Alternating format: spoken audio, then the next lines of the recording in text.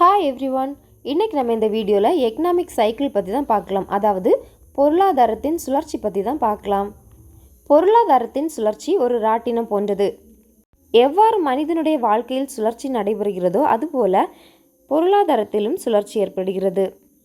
Economic cycle அதாவது பொருளாதாரத்தின் சுழற்சியில் முதல் கட்டத்தை நாம் பூம் என்று அழைக்கிறோம். பூமில் மணி சப்ளை, டிமாண்ட், ப்ரொடக்ஷன் அதிகமாக இருக்கிறது. இதனால் சப்ளையும் அதிகமாகிறது. ஆனால் அன்எம்ப்ளாய்மெண்ட் குறைவாகவே காணப்படுகிறது. இதன் மூலம் பணவீக்கம் அதிகமாகவே காணப்படுகிறது.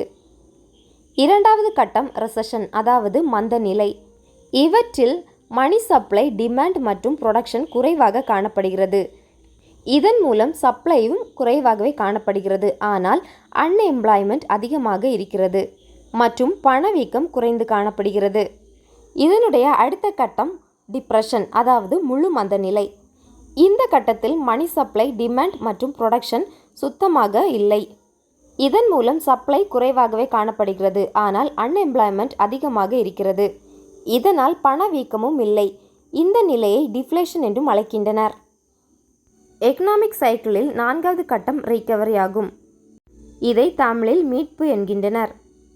இந்த கட்டத்தில் மணி சப்ளை அதிகமாகவும் இதனால் டிமாண்ட் மற்றும் ப்ரொடக்ஷன் அதிகமாகவும் காணப்படுகிறது. ஆகையால் சப்ளையும் அதிகரிக்கிறது. ஆனால் அன்எம்ப்ளாய்மெண்ட் குறைவாகவே காணப்படுகிறது. இதனால் பணவீக்கமும் அதிகரிக்கிறது. இந்த நிலையை ரிஃப்ளேஷன் என்றும் அழைக்கின்றனர். இவ்வாறு இந்த நிலைகள் தொடர்ச்சியாக செயல்பட்டு கொண்டிருக்கும். தேங்க்யூ.